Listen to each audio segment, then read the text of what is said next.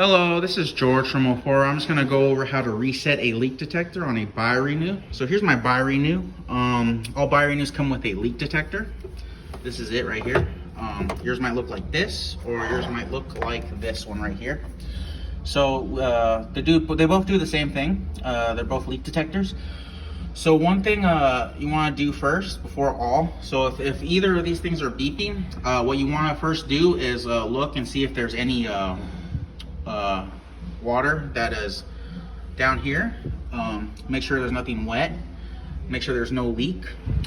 If there's no leak, sometimes these will stop working just because there might be a low battery. And to see if there's a low battery, it'll show you, because you got right there, you got the little low battery green sign here on this one, and you got your low battery warning on this one as well. So yeah, low battery warnings. So to replace the battery, you just got to go on the side of the leak detector, pull this off, and replace the 9-volt battery in there. Same with this one. It's got the cap, the slide on the side. You just open it up and then replace the battery if it's low. Now, if it's not the battery and it's dry here, I'm just going to show you how to reset it, just in case it stopped working. So to reset a leak detector, I'm gonna first trigger it. So I got a wet napkin here. I'm gonna put it right here and let it go off. So once I let it go off, it'll start beeping. So if it's beeping, first thing you do is check to see if there's any leak or anything, but we're not gonna look at that. So once it's beeping, what we're gonna simply do is hold down the button till it turns back on. Alrighty, so that'll start the machine up again, and we'll start filling it up again. So now let's move on to this sensor right here. Similar to this one, but it has two buttons instead of one.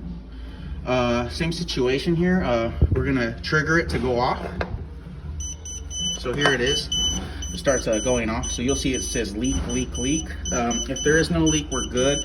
But if there is a leak, obviously we've got to address it first before we turn this back on.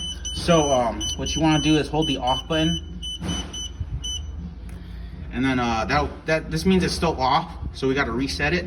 So right below it is the on start button right here. So I'm gonna hold down for a couple seconds, and that'll activate it back up again. So yeah, so just to go over it real quick, if your leak detector has a low battery, you got to replace it.